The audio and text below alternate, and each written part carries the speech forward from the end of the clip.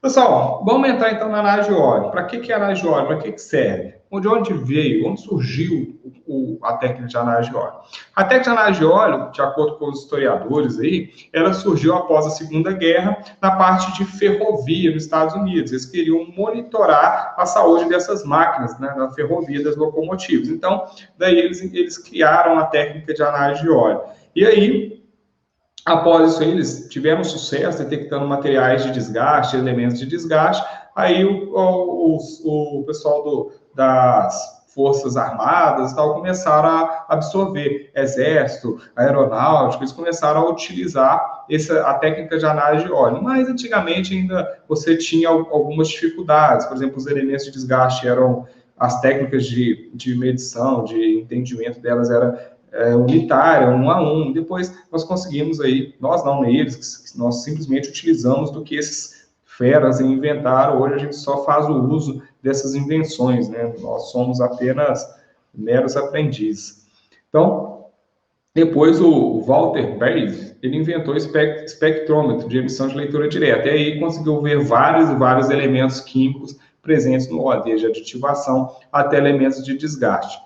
E aí tivemos também evoluções com a técnica de ferrografia. A técnica de ferrografia, o Júnior falou dela um pouco também sobre a aula dele. Você tem a ferrografia qualitativa e a quantitativa. E aí vieram também as técnicas de contagem de partículas na década de 80, que contribuíram muito para a análise dos componentes que estão presentes e quantificar quanto de contaminante nós temos nos sistemas. Então, a análise de óleo veio sempre sofrendo, assim como as demais técnicas, inovações, incorporados novos ensaios. Quando a gente fala de análise de óleo, um erro muito grande das pessoas é acharem que a análise de óleo é uma só. Eu estou fazendo análise de óleo com esse laboratório, aí eu faço com esse, eu faço para redutor, eu faço para sistema neutral. É tudo a mesma análise de óleo. Não é.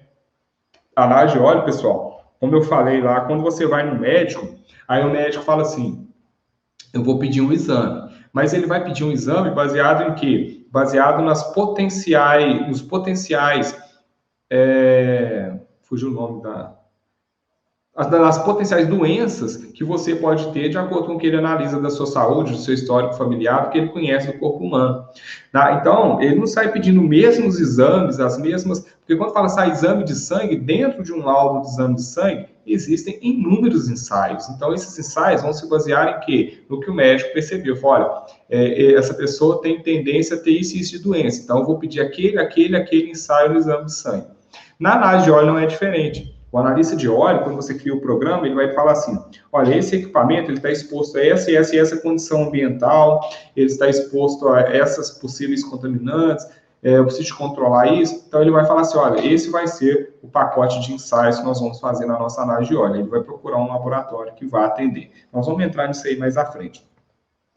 E aí, precisa de criar um programa de análise de óleo. Existe a análise de óleo, que é ali você fazer uma amostragem, enviar para o laboratório, recebe o laudo, faz a análise desse laudo, entende, interpreta esse laudo e toma-se uma ação.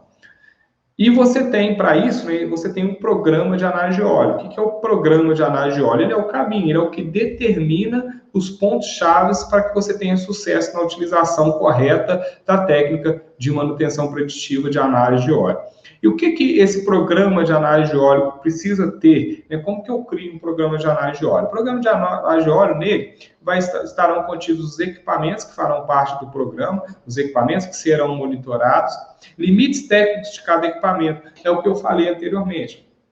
Quando a gente fala, por exemplo, de contagem de partículas, o laboratório, se você não indica nada a ele vai usar o limite que ele pensa ser o ideal. Ele não conhece, talvez, ou na maioria dos casos, quais são os componentes que estão presentes no seu sistema hidráulico. Se ele não conhece, talvez ele vai utilizar um valor que seja muito acima do que você necessita de limite de partículas de contaminância no seu sistema. E isso pode causar o quê? Queda de 20%, 30%, 50% de vida útil do seu componente.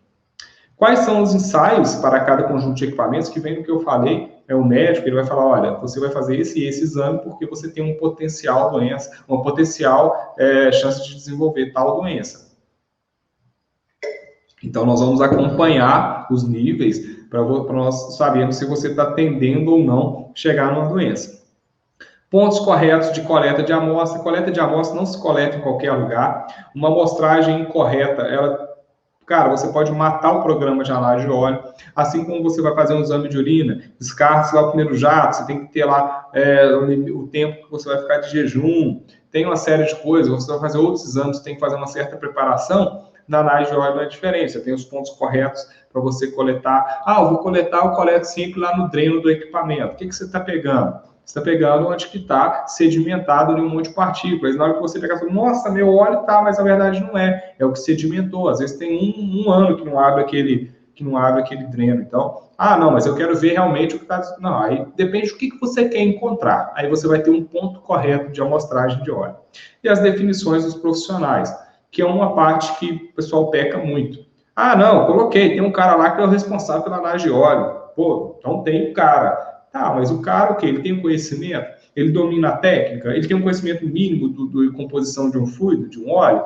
Ele sabe como que é a forma correta de coletar? Não. Então o cara está ali fazendo o quê? Só para tomar pancada, só para poder, na hora que der problema, falar que tem ele, cobrar dele e ter alguém para poder assumir o pepino, assumir a bomba, tá? Então, esse ponto as empresas pecam muito.